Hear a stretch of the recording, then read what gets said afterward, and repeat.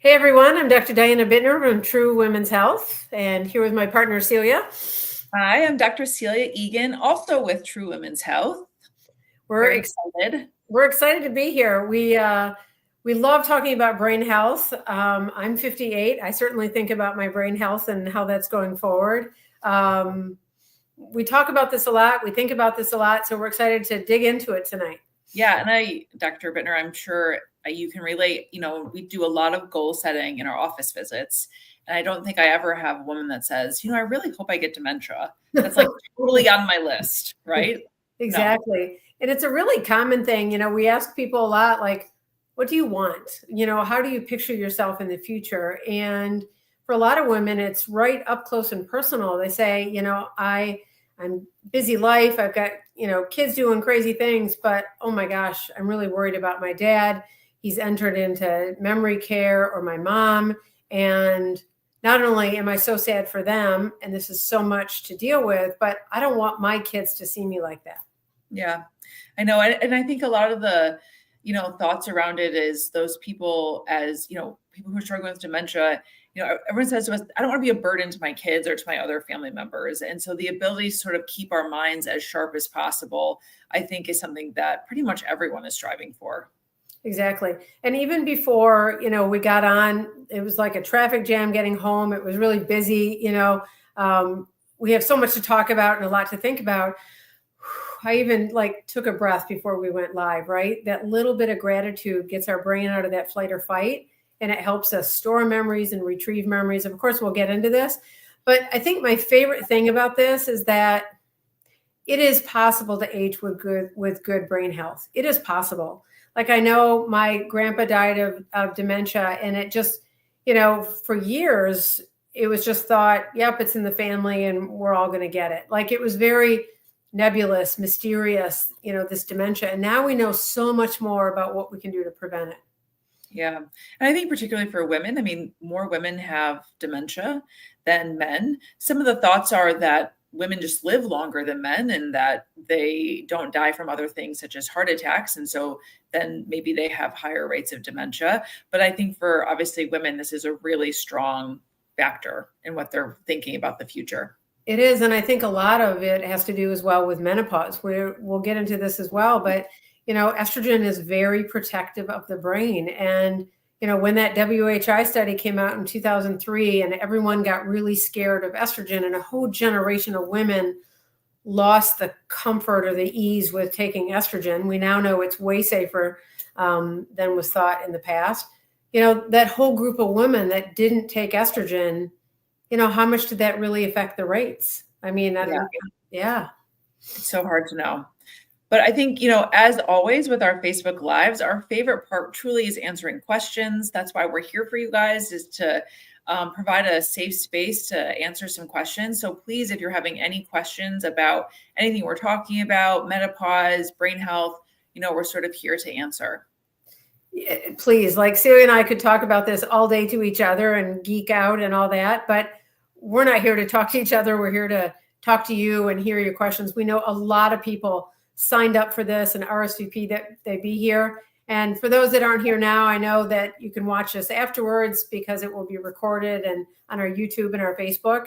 If you have questions after the fact, please put them in our DM on Facebook, and then we will definitely get to that. Missy will make sure. So tonight, again, we'd love to have a robust conversation about brain health. And, we're going to talk about why does it deserve such attention? And again, what's an overview? This is Brain Awareness Month. So we want to talk about what can happen with what we call neurodegenerative diseases, like where the brain breaks down, the brain processes break down, and, what is Alzheimer's? Celia, do you want to talk about a little bit the definition maybe and what is Alzheimer's? So Alzheimer's disease is sort of a catch-all for basically cognitive decline, meaning our brain cells are no longer functioning in the way that they were before. A lot of this is surrounding memory, which is and function. So our brain's ability to not only pull up long-term memories, but just the memories of what we should be doing on a day-to-day. There's other types of dementias that we know, I think the second most common that we think about is what we call vascular dementia. That is where there's blockages in the blood supply to the brain, causing tiny little strokes. It's not something that, as they're happening, maybe a woman would feel right away, but over decades of sort of tiny strokes, obviously that nice, lovely brain tissue is replaced by scar tissue, and then it no longer functions. So that's one type of way that women have dementia. But, Alzheimer's really is this buildup of inappropriate tissue, which we call plaque within the brain cell spaces, sort of taking over and not allowing those cells to do what they do. Yeah. And I think about just even I love thinking about like form and function. So we think about, the brain is made up of all these different subsets and types of brain cells that are organized in all these different neural pathways, brain pathways. And so all these brain pathways, again, are fed by these highways of electrical current, electrical wires, essentially. And the cell sends a message down the wire, and it talks to the next cell. And that's how all this is. But also these cells need to be supplied by blood vessels, which are taking in oxygen and nutrients and taking out the debris, the cell breakdown, the carbon dioxide. And so I think about, even we're going to talk about the power of sleep, but it's thinking about that form and structure. And so if anything is interrupted, people can, for example, have a bleeding stroke where the blood compresses the blood vessels and pushes things apart. And then parts of the brain don't get blood because there's leaking of blood. And so there's all different, again, thinking about form and function. Yeah. I think a lot of the times women maybe will have some symptoms that, maybe their brain isn't working as well as it did, but it doesn't necessarily mean that they had dementia. And we hear this a lot in our office. And I don't know, what we really, again, we love patient feedback and interaction. So, if you ever want to tell your story of when you've had brain fog or when you've struggled, whether or not you're in perimenopause or menopause, I know that that's one of our main symptoms that we see as women are coming in to see us. Right. So we'll have people say like, oh my gosh, I, walked into the kitchen and I didn't remember what I went there for. It's a problem if you forget what to do with a spoon, not where you put it, right? Or what to do with a toothbrush, not, oh shoot, I forgot to brush my teeth. I mean, again, consistent not brushing your teeth, that could be a problem, but it's more like when we're actually forgetting what things are, what to do with certain things. We're forgetting directions, we're getting lost.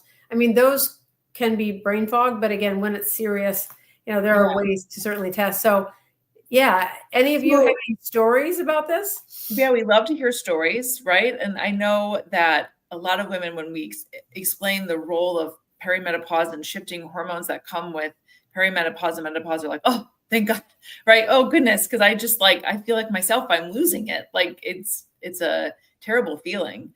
I know, a lot of the times when I talk to women, when we're trying to sort out the difference between maybe a cognitive delay, meaning those brain cells are no longer there and functioning, versus maybe they're there, but they're just not functioning as well as they were, which would be like brain fog. One of the main differences when people have dementia, particularly Alzheimer's, is they actually don't notice that they forgot. And typically it's rare that patients would come to me and say, I kind of have been forgetting. Their family members will bring them in, or their neighbors, and they'll say, this patient, nope, this is not going well. They left their car on, they left their door open, they're forgetting to mow their lawn. They're a bit what we call disheveled, like their clothes they always were so well dressed, like they're forgetting to change their clothes. And when you ask the person, they themselves are kind of like, no, nothing's wrong, nothing's up.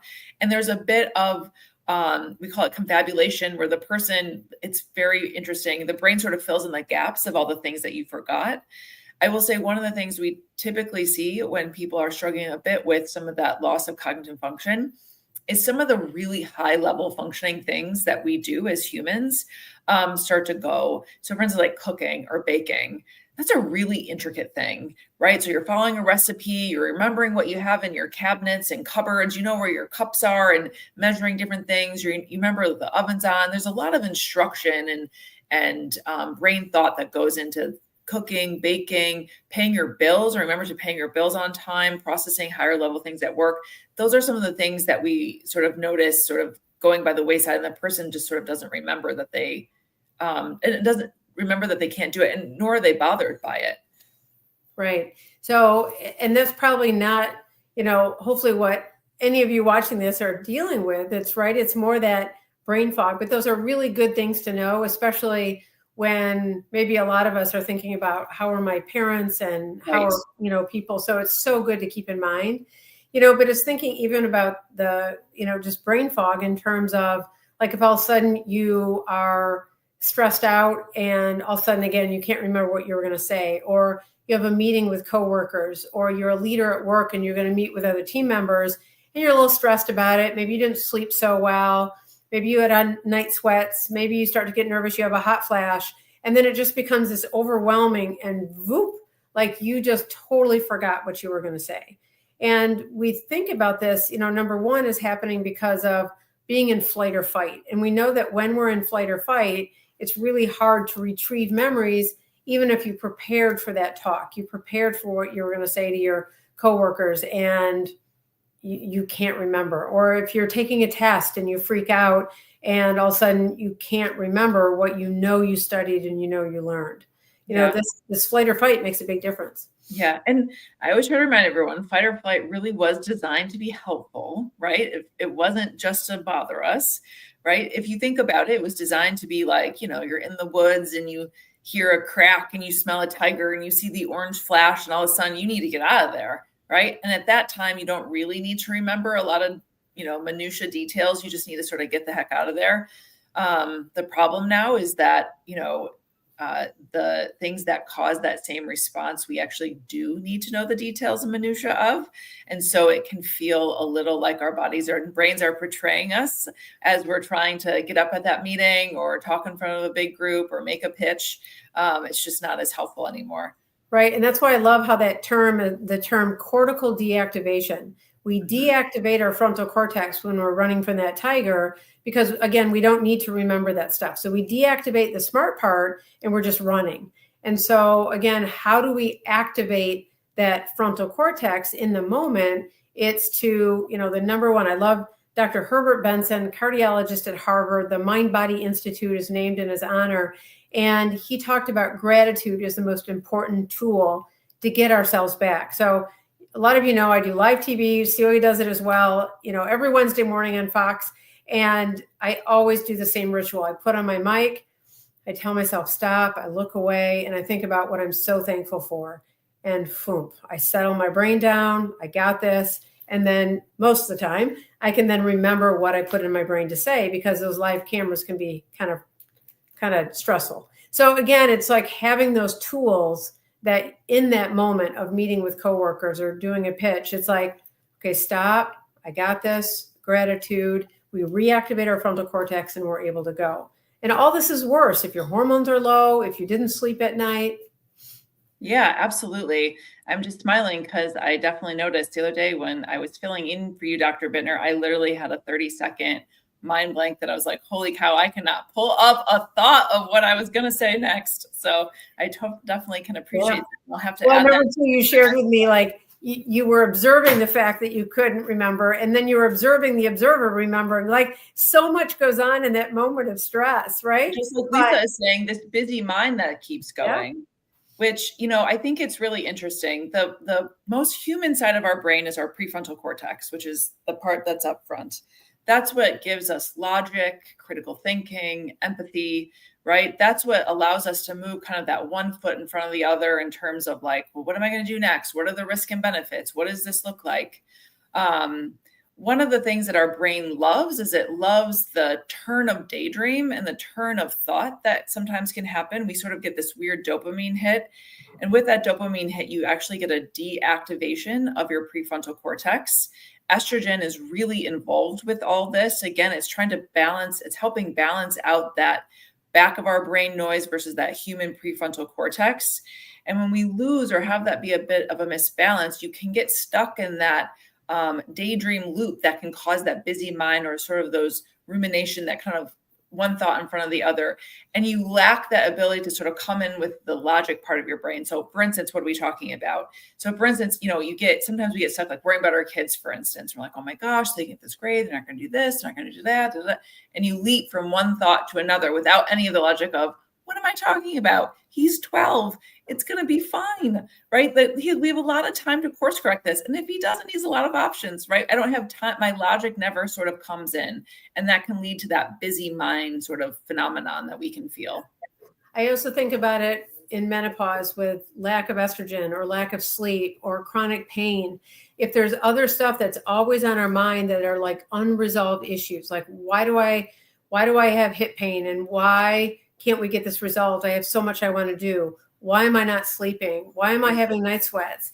Why? So these unresolved thoughts Absolutely. then use up all our brain chemicals. So we don't have as much serotonin, that happy brain chemical. We don't have as much norepinephrine. So we get stuck in these brain circles. We don't have as much GABA, especially with lack of progesterone. We don't have as much GABA, which is that brain chemical that helps us calm and focus. So again, as our hormones change over time, as our habits change, other factors, it causes brain fog. And I really think the most important thing is then to pull back and say, number one, what are these unresolved issues? And we look at health issues. We're going to talk about menopause and hormones a bit more, but like to really break this down and say, okay, what can I work on? What can't I? And Lisa says, and it could be something even silly like the refrain from a song on repeat, right? I know, Lisa, it can be really something that kind of can get stuck in that loop in our brain, and your brain does feed off that a bit, right? And in a sense that it likes that sensation. It's comfortable, right? It's very comforting. The problem is long-term, it can, just like any other thing that can lead to those dopamine hits, one hit isn't enough, right? And then you sort of keep going and keep going, and then it feels like our brain feels like that's all that you can do. A lot of the times when, as Dr. Bitner was talking about gratefulness, that pause in that repetitive rumination brings up our prefrontal cortex to almost like, I think of it like rebooting a computer.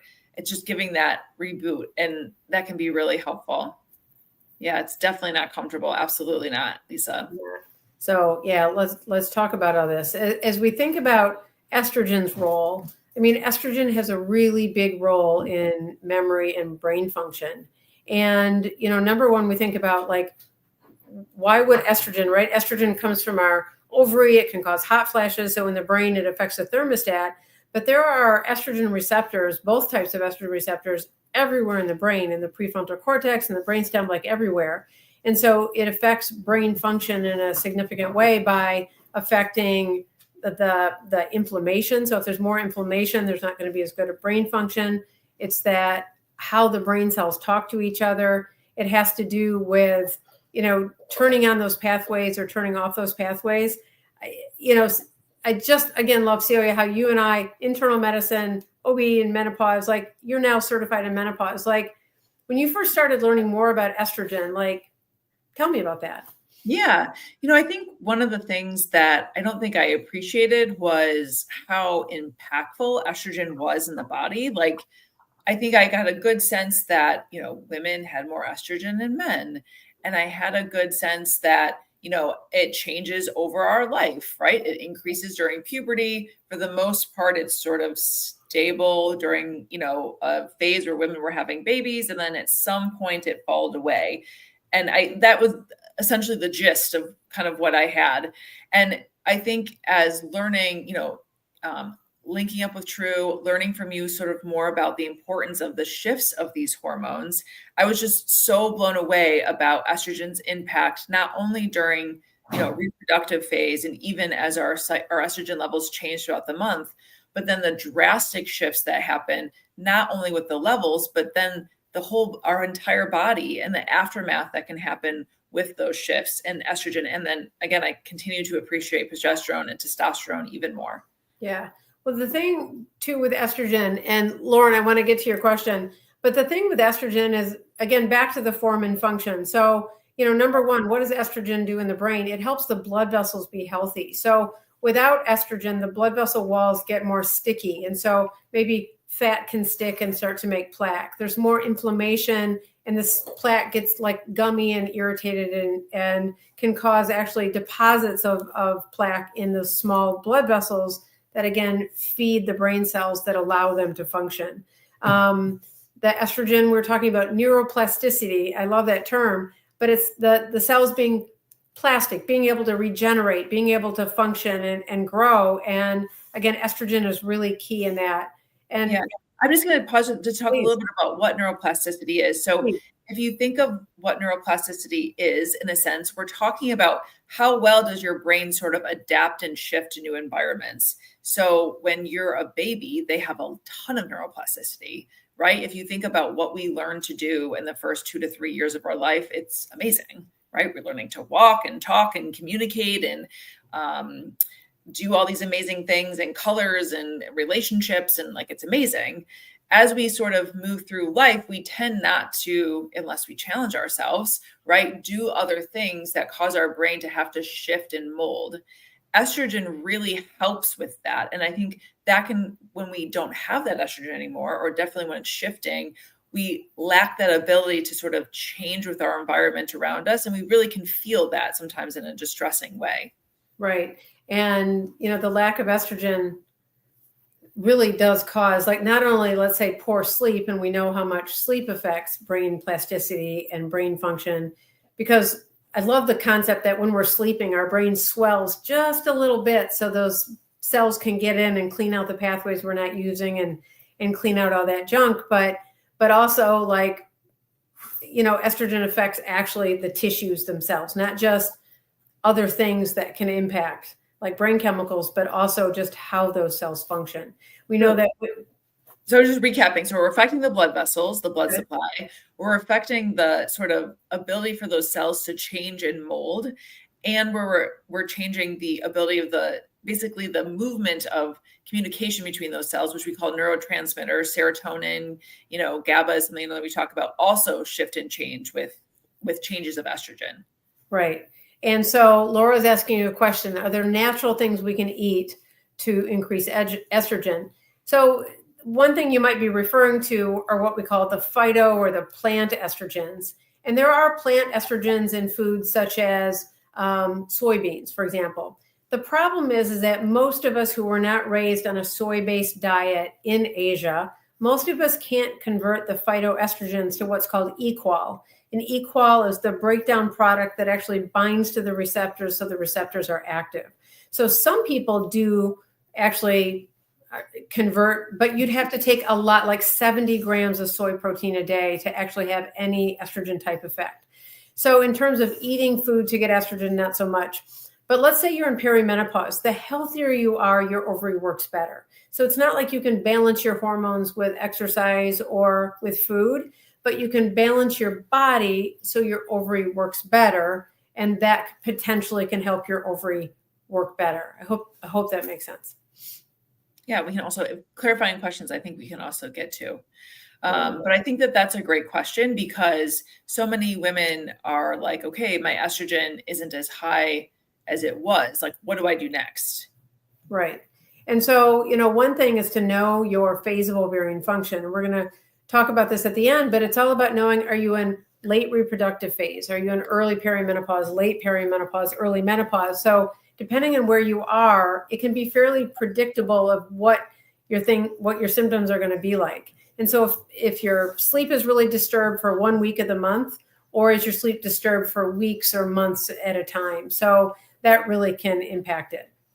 I think just to highlight a bit more of perimenopause, because you were asking me the things I learned, I 100% did not appreciate how impactful perimenopause was. I sort of got from medical school, had an understanding of that, menopause was coming and that a woman's body changes. But oh boy, did we skip over the perimenopause part. And I don't think anyone who's taking care of a woman should miss that, because I think that not knowing what those symptoms are and what's happening to a woman can be, a lot of these symptoms can be disregarded. I think we're even hearing this now in the celebrity world, right? I know you met Halle Berry and her journey with having her symptoms dismissed during perimenopause.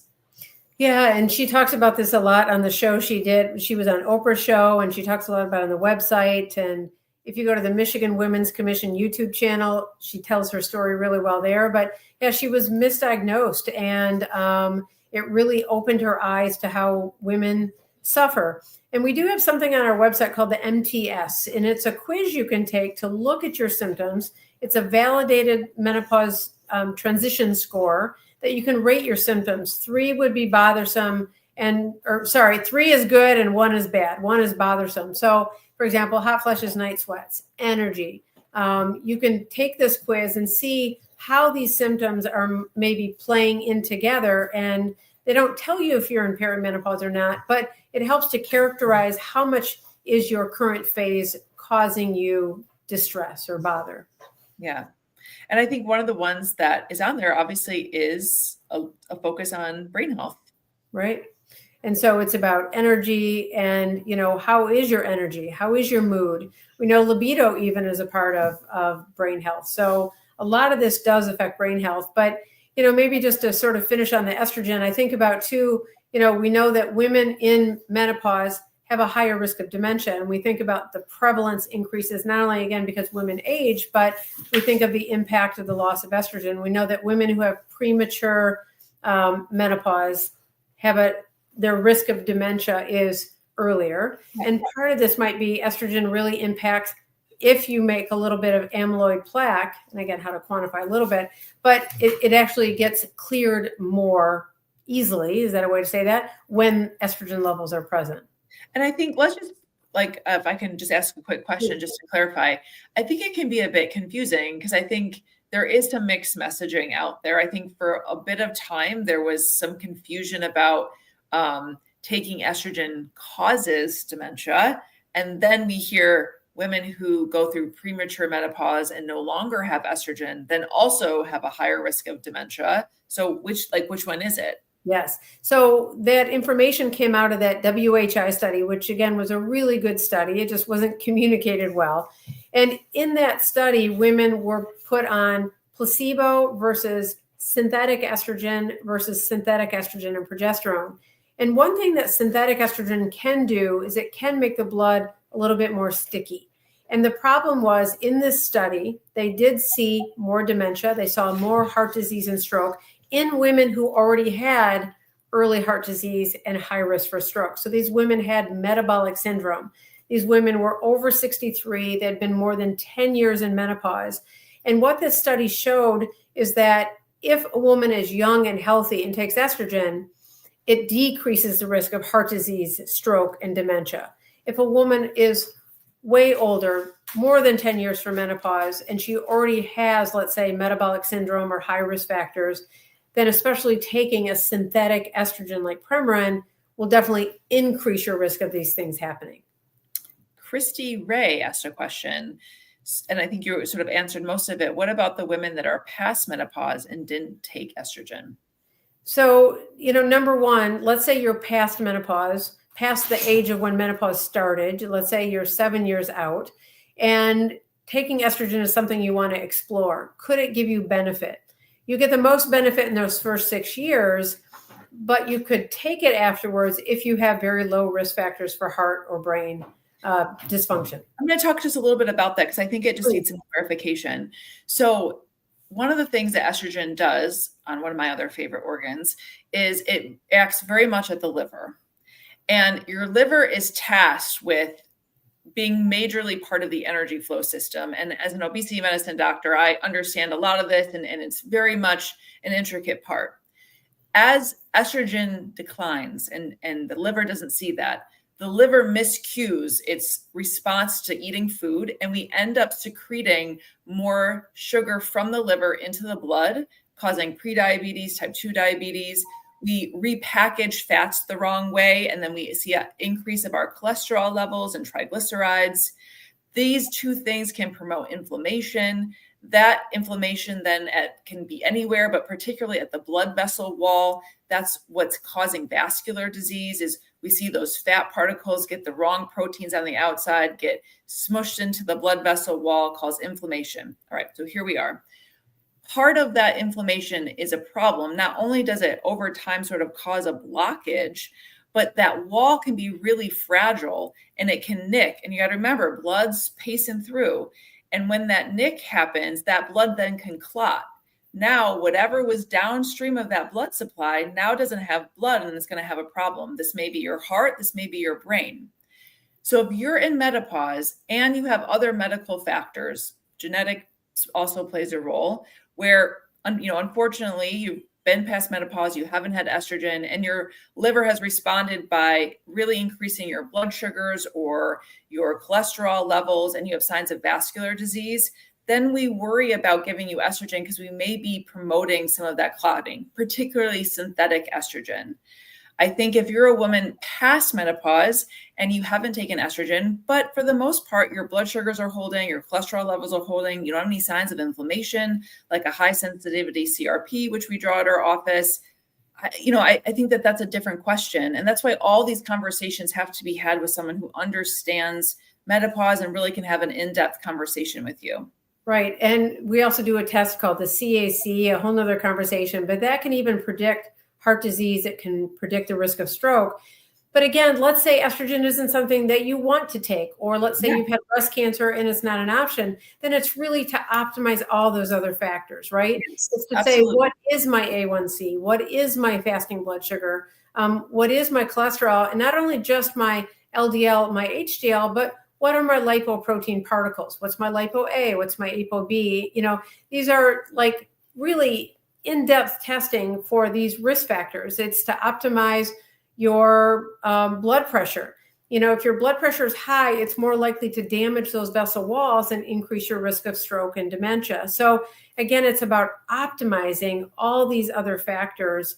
So let's say again, you're 65, you didn't take estrogen. I would say then to make sure you're seeing your healthcare provider and saying, what are my other risk factors? And if I don't want dementia, what can I do?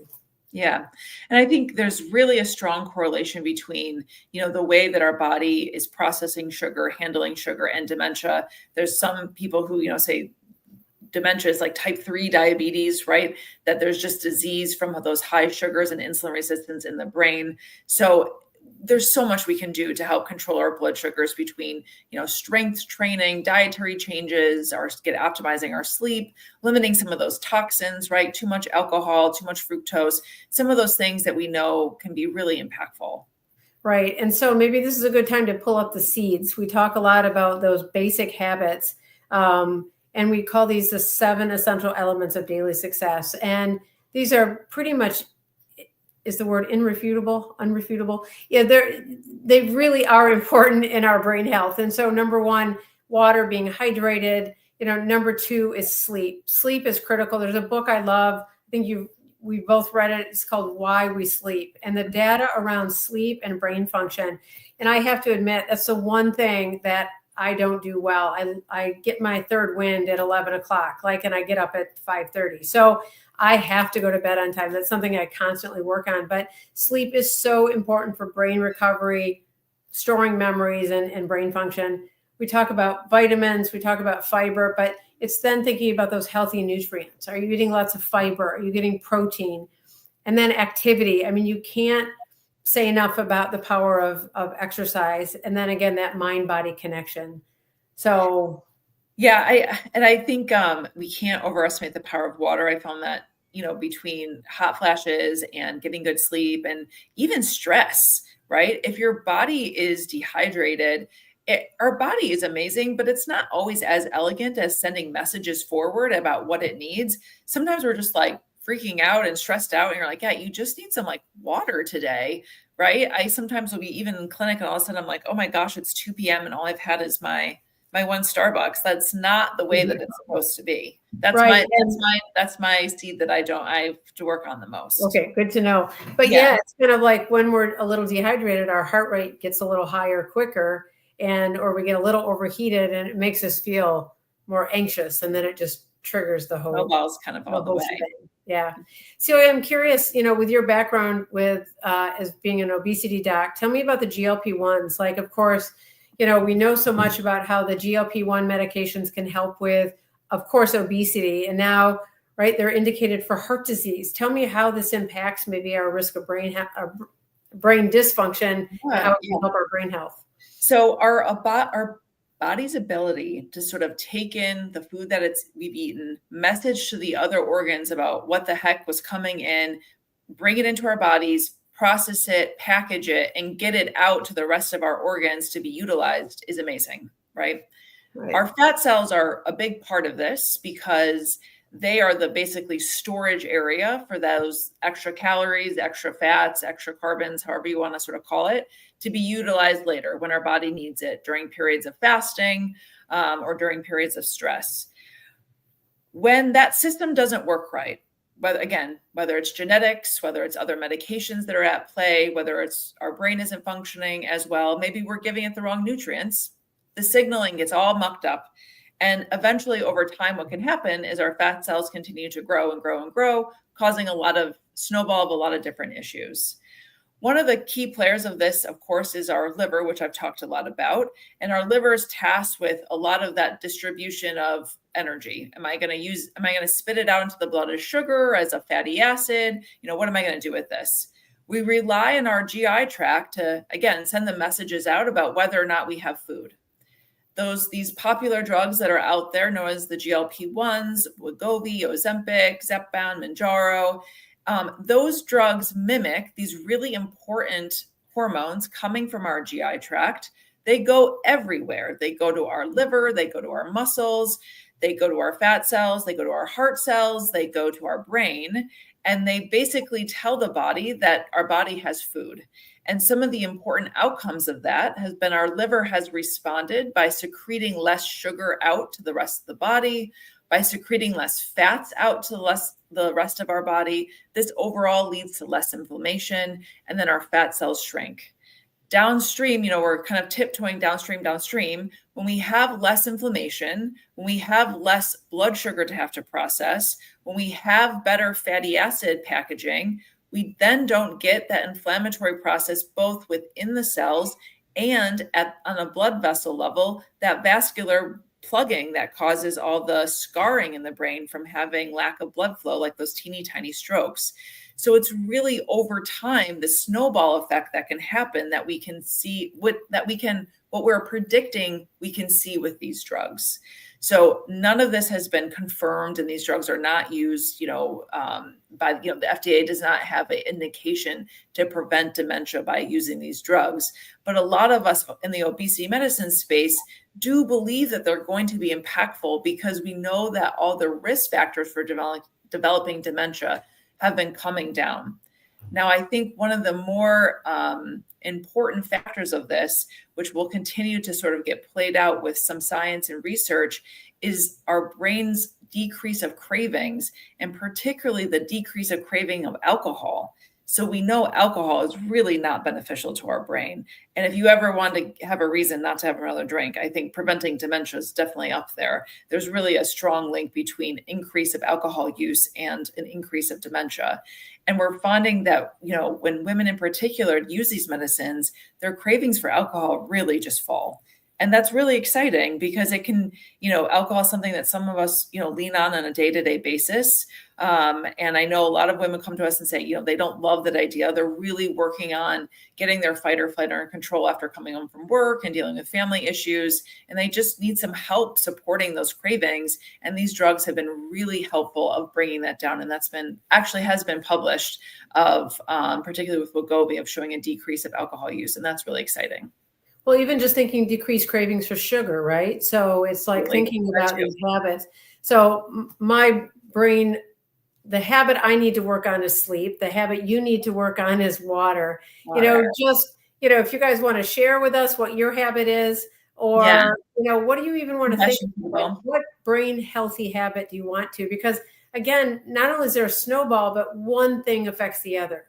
So and I think one of the things that's so hard about seeds is you can't outdo one for another. I can't go just only work out, but not drink water. Because I would do that probably, right? And you can't only drink water to replace all your sleep. Right. But I do know that when I drink more water, I have more energy. I'm There you more go. likely to work out. And after my workout, I have my protein. And then I don't feel like eating sugar because I just worked hard to feel better. Like one little thing, just helps the other. And like Lisa says, a This is with quiet you with mind, sleep. part of that is yes. And the quiet mind helps the sleep, right? So one thing we really recommend of that seeds is that metered breathing and that gratitude. And Stacey with me it's for water. Yeah. yeah, it's so hard to stay consistent. So a game I play with myself, I do love my coffee with my mug from my friend Margot Revenue, but I love my coffee. But if to have another cup of coffee, I've got to have a glass of water. So whatever game, Stacey, you can play with yourself to keep those habits in order. So it's hard to stay consistent. Some people don't have any of the habits really in order. They're just running and life is crazy. It's like, again, start with something that you can do. And again, one habit will feed the other. And sometimes it can be helpful to reflect on what barriers you have in place and then bringing team members or tools in. So, for instance, we know a lot of our women love the idea of eating healthy. They don't really have a problem with it. It's just, they're like, what can I do to have a healthy plan? I'm thinking about so many other things. I don't want another meal plan. And so I have to think about another meal plan. So our answer to that is we've been putting up weekly meal plans with our new dietitian, Kim, who's awesome. And one of them that we put up this month, if you are interested in helping protect your brain, is just a week's worth of recipes for the Mind Diet, which is really, a diet focusing on brain healthy foods and limiting some of the toxins that we know can hurt our brain. Check out, for all of our patients out there, you can go on our Mighty Networks content page and check out the Mind Diet, because I really think that even just having someone tell you what to eat is just taking that away, right, of another task that you have to do. And there's even a grocery list that's supported with these meal plans, so you don't even have to think about that. And really bring these tools into your life to bring all those barriers down to all the different seeds. I love you talking about barriers. I think about that all the time because some women will have so much shame. Oh, look at this. Oh, wait, never mind. Here is our Mighty Networks for those of our patients who do not have access to it. You can email our office or text our text thread, and we will get you a link ASAP. It's part of our practice, which is so awesome. And you can see that we post the healthy diets on there, and you can download it and follow it along with your recipe if you're ordering groceries or at the grocery store, and then kind of work through the meals that make sense. And I just see all that color. One thing I love about Kim's meal plans is that they're just full of antioxidants, lots of color. They're just beautiful. They're so good. They just have great flavor, and it's normal food. It's not expensive. It's just good. It is normal food. I know Megan at our office she got everything on the grocery list for $135 for her and her husband. And it was affordable, it was yummy, and they tried stuff they might not have otherwise tried. So people are really loving these, and very exciting. Really, very exciting.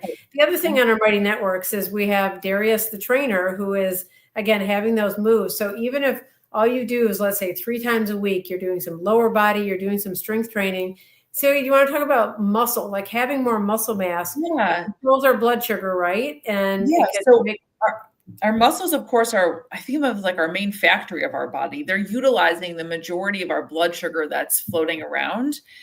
But you can imagine if you start losing your muscle mass, which we do with our loss of estrogen as we age and activity, you're basically losing that sugar sink, and it's got to go somewhere. And it basically ends up staying within the blood and causing inflammation and causing a whole hormonal cascade that can lead to vascular disease. So the more we can do to get those muscles refired up to prevent atrophy, which we coin as losing that muscle mass, the better off we'll be. I know there's sort of great data about optimizing our hormones during this time too. And we hope to see more of that sort of come out in the future as we get more sort of women's health research into the impact of something like testosterone, for instance. Right. So briefly on testosterone, we've got great data on testosterone to help with libido, orgasm, arousal. We don't have data in women, to your point, on muscle mass, on mood, but we have in bone health, but we have a lot of data in men. So we can't directly correlate, and we hope that more funding will happen so we can look at testosterone in women. But we know women can feel good, and bottom line, we know it's safe. As long as your blood level is less than 70 and you take FDA-approved testosterone, it can be very safe and very effective. But I kind of want to get back to Christy. Yeah, Christy. So I love sparkling water. Yes. Okay, so sparkling water does count towards water. The one thing you have to watch out for is it's a lot of carbonation, which sometimes can raise the pH of the acid in your stomach. So your stomach already has a lot of acid, and the bubbles sometimes can contribute to reflux. So we don't want that, because we don't want our stomach acid sort of splashing up into our esophagus, because down the way that can lead to inflammation and cancer. Not to say sparkling water causes cancer, right? This is a lot of one foot in front of the other.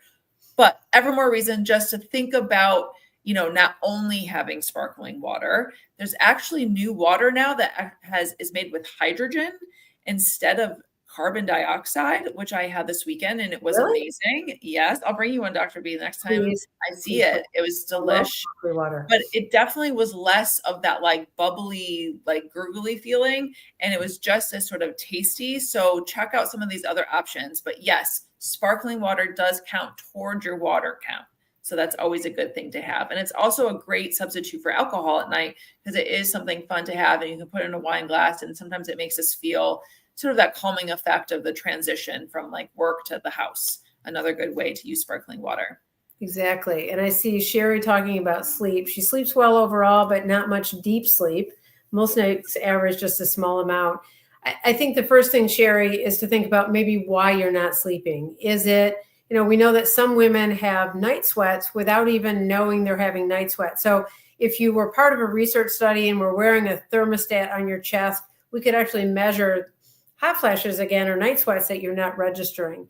And we know that women who have disrupted sleep because of night sweats don't get as much deep sleep. And especially if you wake up and can't get back to sleep, we actually call that WASO, or waking after sleep onset.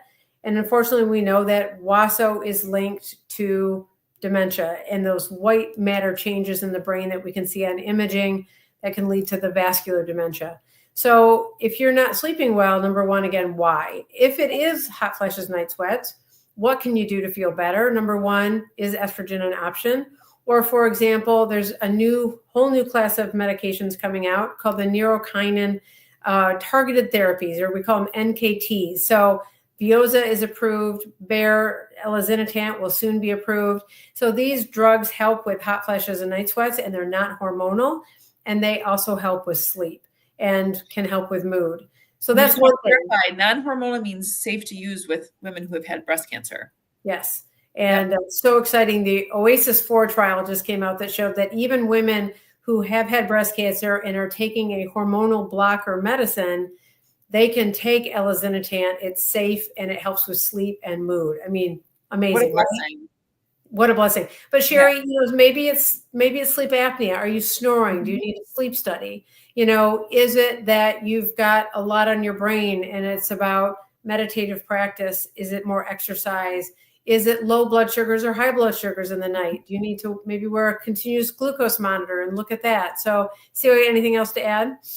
The only thing to add is some people, sometimes their electrolytes and their vitamins can be a bit off, that sometimes it can be helpful to add in like magnesium at night. That's been shown to sort of in the wellness world and longevity world been something to be impactful, and that's relatively low risk. That's always something easy to try. So yeah, but you hit on all the good ones. Yeah, Sherry. So again, I see you said no night sweats or hot flashes past menopause. Unfortunately, sorry, you're always in menopause, but to your point, you're past the hot flashes and night sweats. So sometimes it can be brain chemical. It can be there's a lot on your mind, but having those electrolytes, like Dr. Egan said, sometimes taking just magnesium, like Susan Dunn asked about magnesium with sleep. So this can be really important to think about. So I know we're flipping around questions. We'll promise we'll get to everyone's questions, but the role of magnesium. So magnesium and potassium and sodium, the flux of those electrolytes in and out of our cells are basically what cause our cells to fire or not, or cause that electricity to happen. One of the things we've seen sort of in modern day is that overall people can become what we call magnesium deplete, meaning over time they just don't have enough. Even if we draw your blood and get what we call a serum level, or just the magnesium that's floating around, that may not be a good reflection on whether or not you have enough magnesium. Particularly, we see this sometimes when people are having maybe a GI losses, or you were sick for a period of time. People will talk about muscle cramping. That can be a sign that you don't have enough magnesium. Also, we see this with people who are struggling maybe with anxiety, again, the racing thoughts or inability to fall asleep. It's really hard to overdose on magnesium. People just tend to have loose bowel movements because it just stays in the GI tract and you sort of poop it out. So, a lot of the times it can be helpful just to start a low dose of magnesium replacement. And that can be a good place to get started, just to see if you start feeling a little bit better. Most people, when they're talking about replacing these, feel better in the first 30 to 60 days. And then they tend to sort of increase their supply and kind of, you don't necessarily need to take it forever. The magnesium that crosses the blood-brain barrier is magnesium glycinate. So magnesium is an ion. It has to come with something else. Magnesium oxide with an O, that one is what stays in our GI tract and can help with constipation. Watch out. It can cause the other direction too if you have too much. Magnesium glycinate is what can get absorbed into magnesium glycine. That's what gets absorbed into your brain. It can be impactful for some of those other brain foggy sleep issues. Yeah. And I see Stacy talks about, I felt like my sleep was better when I first started the patch, and now after a few years, more difficulty sleeping. For some women, if you just have to take the patch, you just only have to take the patch by itself. If you don't have a uterus, sometimes that progesterone can be really important for GABA, for brain chemicals. It can help us with calm and with sleep. So sometimes the side effect of progesterone can be really helpful. And sometimes it's just life gets crazy and stress. Sometimes it's blood sugar. So again, is it sleep apnea, or is there snoring at all? And is that impacting sleep? So again, it's getting at why is this changing? And then what can we do about it? Yeah. And then Lisa asked us our thoughts about electrolytes and to get a jump on water consumption. So in our blood, our body does a really good job of trying to keep our blood basically hydration levels stable. Our blood is not pure water. And so there's a lot of hormones that are in place to basically make sure that we call it the osmolarity of your blood, which is the ratio of free water to all the different particles, stays even. If you only drink pure water, sometimes you can trigger the wrong type of hormone to basically then cause a lot of movement of free water out into our urine. So then we end up drinking a bunch of water and we're just like peeing constantly. So yes, sometimes it can be helpful to take electrolytes such as a low level of salt or potassium and magnesium with your water to sort of not trigger that huge brain hormonal response that's like, yikes, get rid of all this free water, so that it helps keep some of that hydration sort of in us.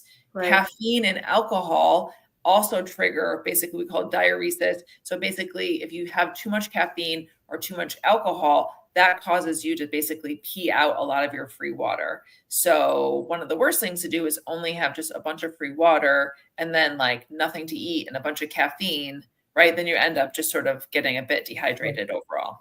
And two, a lot of people won't be drinking as much water because, again, to your point, they have to pee all the time, right? So one cause is if we're sitting a lot, driving a lot, your pelvic floor muscles get tight. And when those pelvic floor muscles get tight, there's not as much room for the bladder to expand. So it makes a real difference, even if you just do some hip openers, some stretches, that you could tolerate more water. And, back to Sherry talking about sleep, is it that your bladder's waking you up and then you can't get to sleep, or your bladder kind of wakes you up and it kind of disturbs your sleep and you never kind of get back into that deep sleep? Like, that's a common thing that happens with menopause. And the cool thing is, if you don't take estrogen in your system, let's say a patch or a pill, you could consider taking vaginal estrogen, and that vaginal estrogen can relax the bladder neck. It can help with that urge incontinence, and it can help not get bladder infections, not have that urgency to pee as much. And so that can help you tolerate more water without having to pee all the time. Dr. Bitner, I'm going to throw a statement out there. I'm sort of curious what you think. I would say pretty much every woman would benefit from pelvic floor openers. Wouldn't you argue that that's probably true? 100%. Because again, as we not only get older, as we're, again, sitting, driving, whether you're driving kids around or you're driving back and forth to work or you're sitting, our pelvic floor gets short.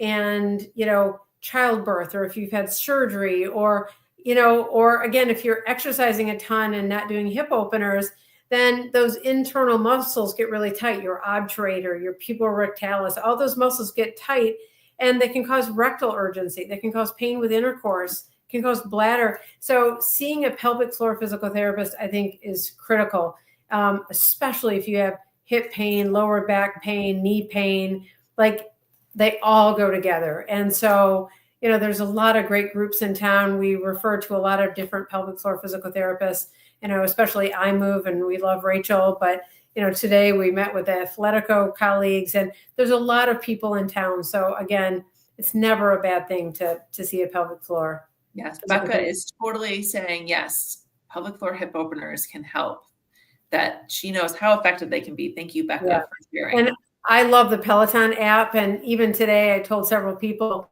my favorite yogi guy on Peloton app is Dennis Morton, and he has some yoga practices that are focused on hip. Adrian has a ton of stretches for hip openers.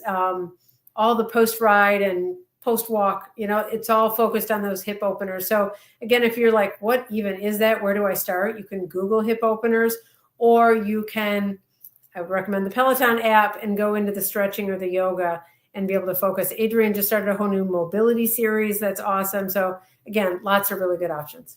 Yeah.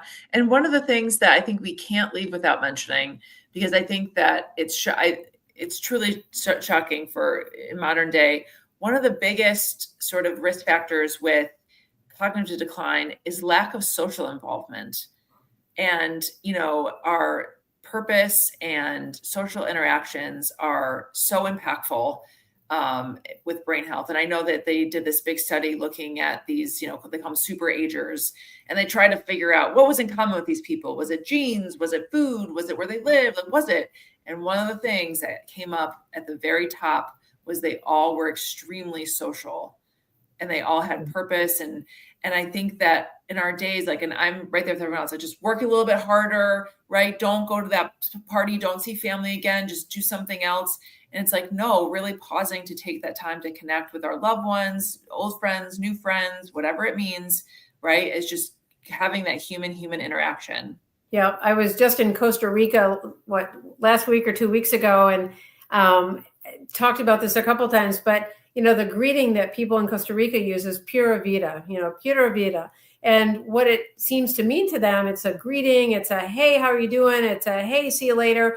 But it's just that concept of that pure life of how can we stay connected? And we were driving through the town on a Sunday afternoon, and everyone was outside walking around. And again, it's one of the blue zones, right? So it's one of the zones where people live routinely to over 100. And it's the healthy food, it's the activity, but it's the community and purpose. And I guess I also would feel remiss if we didn't bring up the power of trauma. The power of trauma that's not treated is not so much just the trauma that happened and feeling helpless in that moment, that event, or those chronic events that happen. It's how we cope. It's how we're resilient.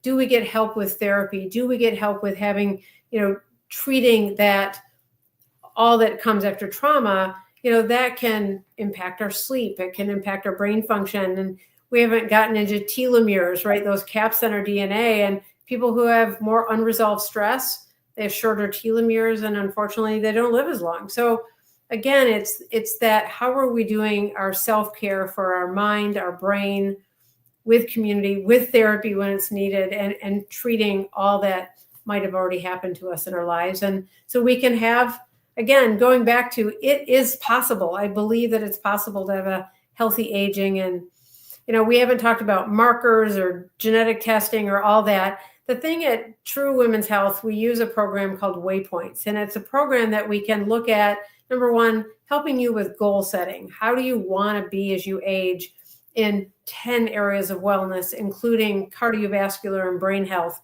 But it's then looking at, what are your risk factors from your family history, your genetics? What are your current markers? It's looking at a CAC, it's looking at blood tests, and even considering genetic testing to see what is your risk factor for Alzheimer's.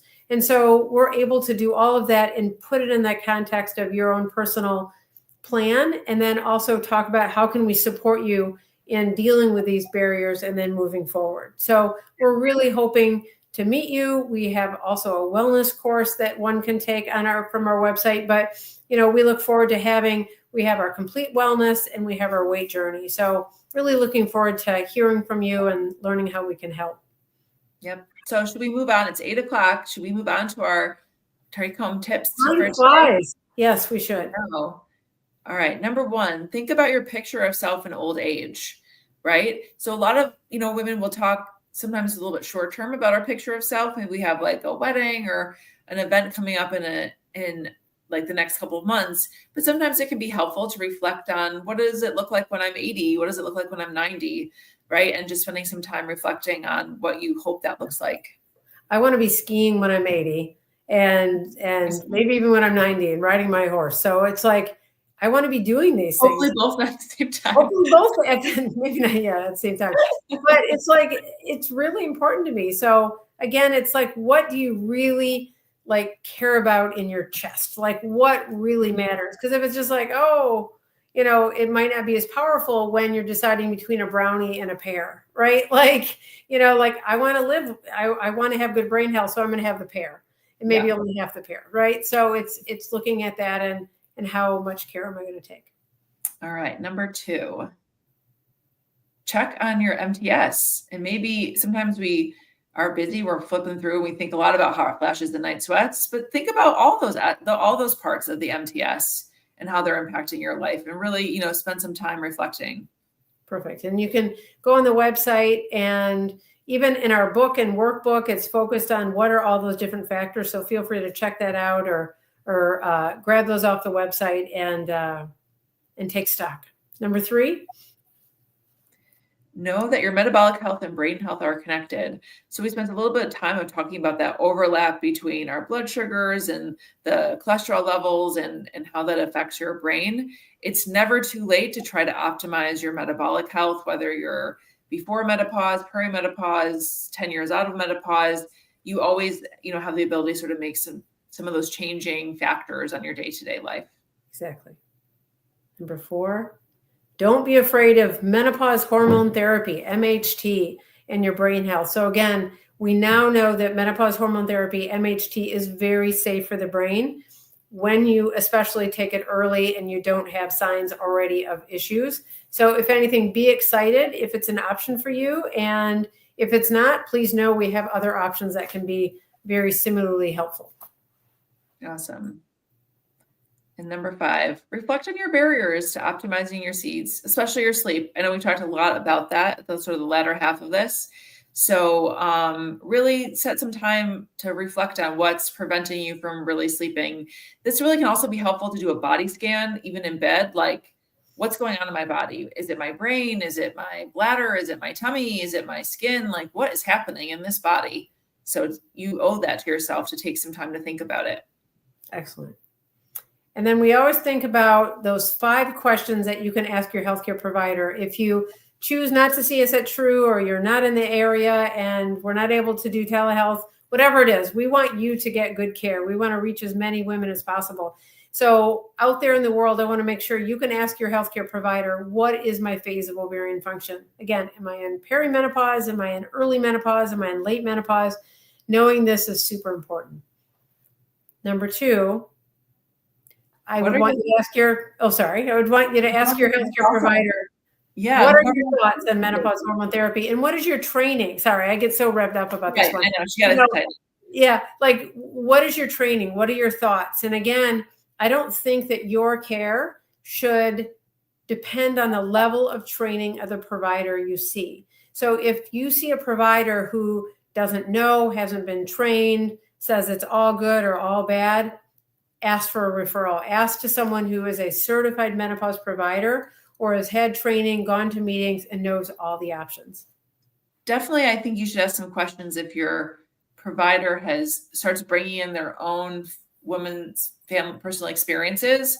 Well, my wife didn't have any problems during menopause, so it can't be that bad, right? That is not an appropriate answer, which we've heard women tell us that other doctors have told them.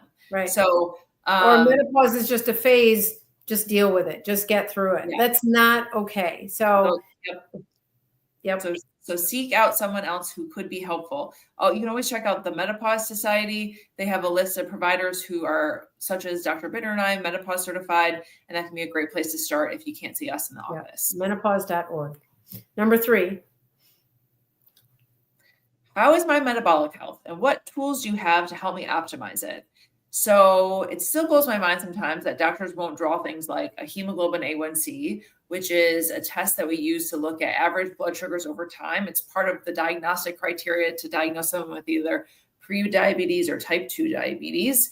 We find that kind of stuff all the time in women who are asymptomatic. And I would say that every woman deserves to know where they're at in terms of their blood sugar status and whether or not they're having on average higher blood sugars than average. Your doctor should also maybe steer you in a direction of coming up with some other tools. Maybe that's dietary changes. Maybe that's using something called a CGM, which is a continuous glucometer. That's a tool that you sort of pop into your skin and you watch your blood sugar over 2 weeks to 10 days. You could do it forever. This has really been impactful to see how your body responds to food. It's available over the counter. You can get it at is it Stelo? Is that how you pronounce it? Stilo. Stilo. Stilo, there we go. Which is from the company Dexcom. It's a great product, but your doctor should have some idea of some of these different tools and how you can utilize them. Perfect. Number 4, what are my resources for building muscle mass? So like we said on our Mighty Networks platform for our patients, you can definitely work out with Darius. It's thinking about, again, I love also the Peloton app. There's great segments for building muscle mass. And I think the important thing about muscle mass is making sure that you are, oh, this is awesome, show Darius, is that you're lifting to failure, right? To build mass. We've got to have protein after a workout, but building to mass. So here's Darius demonstrating. I don't know, Missy, if you can play it at all. You did last week. This week, we're going to be focusing on heavier compound movements, starting off first with Romanian deadlifts, then transitioning over into stationary lunges, and then wall sits. Let's go. Yeah. So our first exercise. Darius. Yep. Well, both Celia and I have worked out with Darius. He's amazing. He's a beast. So not only that, but Darius has been on his own personal health journey, which I think makes him so impactful for, women struggling trying to get it right. Yeah. Also, remember, this also is a way to bring in, supporting our muscles with estrogen or other optimizing our hormones, right? So not only should you be also trying to use those muscles in the right way, bringing down any barriers, you need to see a physical therapist, you need to see a therapeutic masseuse, right? Are there some muscle tension? What do you need? Yeah, acupuncture. What do you need sort of to get your body moving and to build that muscle? Exactly. And number 5, can you help me with stress management? So at True, we have 2 mental health therapists, which can be really important in terms of figuring out barriers. Are there past trauma? Are there unresolved events that you need to talk through? Is it yoga? Is it meditation? Is it sleep? Is it just being outside with your feet in the grass, right? Is it saying no to some things that it's just, there's too much on your list and do you need to take a break? Is it a vacation? Like, is it meeting with a financial advisor if you're really worried about money, and how can you deal better with what you have and your income stream? Like, again, whatever your barrier is, it's just so important. So we talk about this a lot at True. And maybe it is starting a new medicine, right? Do you have undiagnosed ADHD? And now with being in perimenopause, that's, your thoughts are set on fire. Is it, now you have more anxiety because you've been dealing with some life stressors? Should you start something like Lexapro, right? There's a lot of different tools that can be utilized. There's no shame in sort of reviewing your options at the very least. And you should be able to have a good conversation with any primary care doctor about that. Exactly. See, we could talk about this for hours. I can't believe it's been over an hour. So again, you guys check us out. We've got a ton of content on all of these things that we talked about tonight on our YouTube channel, truewomenshealth.com. On our Facebook, we've got all these episodes recorded. And on Mighty Networks for our patients, we have live events. We have articles that we post every week. So it's just, we love doing what we do. I think it's fairly obvious. People say it is, but that's why we're here on a Wednesday night talking to you all. And just, again, we want to reach as many women as possible. Thanks, Sue, for watching tonight, even over the hour. Thank you. Yes. And thanks, Christy. Thanks, for Nora. Yeah. For all those, I mean, we realize that true women's health maybe doesn't fit into everyone's budget. We realize that, and there actually is a Mighty Networks content page that if you just want to get some basic information is available. If you go to our website and go under resources, you can buy sort of our basic online Mighty Networks page, or even if you have a friend or a sister or a cousin that just needs a little bit of a boost, we think that's a great way sort of to get started if kind of working one-on-one just doesn't make sense. Perfect. All right. Thanks. Yeah. Thanks, everyone. Have a good night.